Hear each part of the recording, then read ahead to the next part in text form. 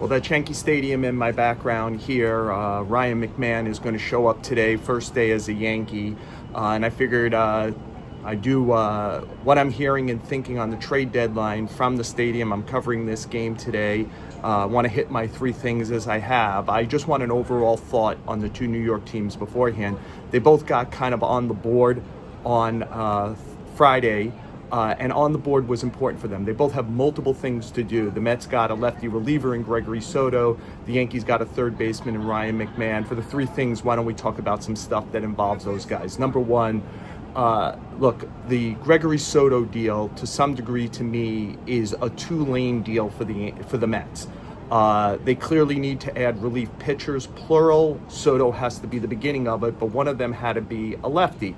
They began this season with Danny Young and A.J. Minter, and they felt that the lefty relief was really a strength of their team. Both of those guys had big stuff, but both got injured in late April. They've had neither since then. They've gone through a conveyor belt of a lot of Genesis Cabrera, Richard or Dickie Lovelady, etc., without great success. Brooks Raley came back about 2 weeks ago, and so far so good.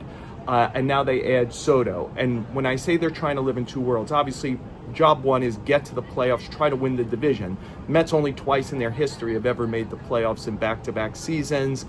They're trying to do that this year. They're trying to win the division, obviously, against Philadelphia. And when you think about Philadelphia, they're going to have to get through Philadelphia to win the division. And I would not ignore that part of that is you got to be able to deal with Bryce Harper and Kyle Schwarber. The Yankees know that well. Schwarber hit 2 homers at this stadium last night. If you don't have good lefties against them, it's problematic. Think about it. The Dodgers last year, the team that played them best in the playoffs were the Padres. Who'd the Padres get at the trade deadline? Among others, they got Tanner Scott, who was kind of a Shohei Ohtani slayer, 1 for 9 in his career during the regular season, and then in the postseason, 0 for 4 with 4 strikeouts. Look, these are all going to be small samples. Lefty relievers have small samples, but just to give you a little bit, Ohtani is a combined 1 for 11 against Raley.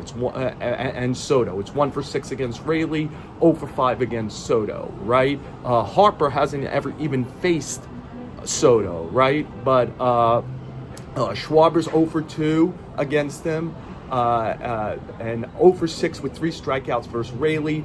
Freeman is a combined 2 for 12 against Raley and Soto. So again, small samples, but consider where the Mets were and consider who they have to go through to do this. Soto's imperfect. I had an executive the other day who had him on his team say to me, he's the most likely guy to throw a shutout inning by hitting 1, walking 2, and striking out 3. It's a bit of a tightrope walk with him, but the stuff is real. It's a 97-mile-per-hour fastball. It's a wipeout slider. He's 27.5 strikeout percentage, and just so you know, 138 batting average against by lefties. That's 6th best for those who have with 70 plate appearances against lefties this year. Just one last thing on Soto, though. Again, on the downside, 11.3% walk rate. It's kind of in line with his career, which is 11.9. But it's part of an overall Met bullpen problems. Brazoban, Bodo, Garrett, and Stanek are all over 11%. So putting guys on has been a problem via walk for the Met bullpen, and it isn't like Soto is going to solve that. But big stuff from the left side to add with Raley. Look, the Mets are also trying to thread the needle. This is number 2 on a starting rotation guy. And that needle thread is, can they get a guy in the next few days who would start in the postseason? Here's the tricky thing. They kind of like what they have right now to potentially be a rotation for the playoffs. That's Manaea, Montas, Peterson, and Senga, with Clay Holmes as either depth there or do what he's done in the playoffs by the way, at this stadium again a lot, pitch out of the bullpen in October. The concern there is health. For everyone but perhaps Peterson. Holmes is way beyond his innings, the most innings he's ever thrown in his life. And Manaea, Montas, and Senga have all had long IL stints this year, and Senga missed almost all of last year. If you told the Mets right now, that whole group's getting healthy, and they're adding 2 more relief pitchers between now and the deadline, the Mets would sign up for that and feel that that's a really strong pitching unit, especially because depth is not their issue. They believe they're getting Paul Blackburn back in the next few days to give them some rotation depth. Tyler McGill isn't very far behind that. And I don't think they're afraid to bring up Nolan McLean or Brandon Sprout and use them out of the bullpen. But use them in the rotation if they needed to late in the season as an arm as a starter. But here's something to keep in mind as you look at this potential starting pitching market. It's not long ago that Sandy Alcantara and Zach Gallen would be guys you could imagine trading for and starting in Game 1 in the playoffs. In 2025, they're the qualified starters with the 2 worst ERAs in the major leagues. Can you fix them between now and October? That's a tall order when, again, you're trying to make sure you get in the playoffs, win a division, see if you could get a bye, and try to win a championship. So who might be available? Is that Mitch Keller? Well, scouts will tell you they think that Mitch Keller's more stuff-wise a number 3 or 4 starter. The Pirates are clearly going to sell him as a 1-2. Chris Bubic hasn't had big innings the last few years, has big innings this year. Would Kansas City even trade him? And I'm not sure Minnesota is going to trade Joe Ryan, who is clearly a guy you would start in one of the first 3 games of a playoff series, including potentially Game 1. But who knows if he's even available. Why don't we move to number 3? Look, the Yankees added Ryan McMahon. There's a lot to say on him, but let me hit a nuanced thing.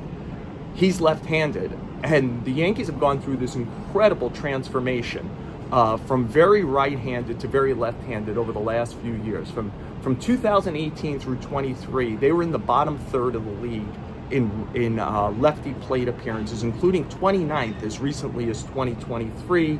You know how that has begun to change over the last few years. They acquired Chisholm, Ben Rice and Austin Wells take on more prominence. Last year, Soto was on the team, Grisham, was on the team as he is this year. You add Bellinger, and now you've got McMahon. And right now, the Yankees are 3rd in the major leagues in most plate appearances by lefty hitters. I assume that number's going to go up.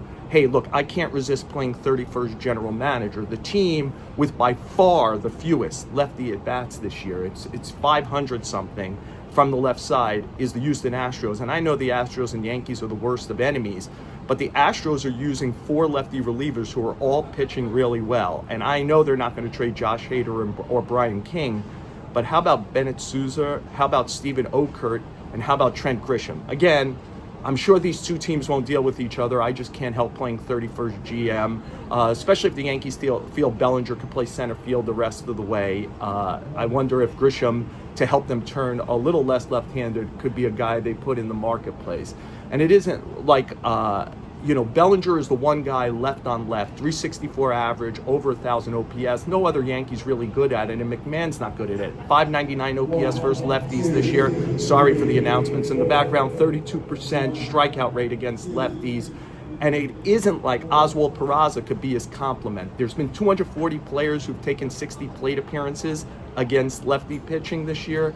Peraza's got the worst OPS against lefties in the major leagues. I'd be surprised if he's on the roster on Friday when they get past the deadline. Jason Dominguez, very bad at when he's batting right-handed, 566 OPS.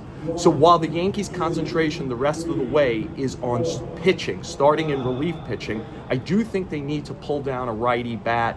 And there's 3 guys I would look at in particular. I'm not sure that the Phillies would trade Armando Sosa, but with Otto Kemp up there and Will Weston, they have some ability to do that if they could maybe fix something else like their bullpen. The 2, and it's interesting, they're playing against each other this weekend. Minnesota switch hitter Willie Castro, Nationals do everything righty hitter Ahmad Rosario, both historically good against lefty pitching and probably available over the next few days, and the kind of guys who could, among other things, play some third base, play some left field. So I wonder if they become targets for the Yankees.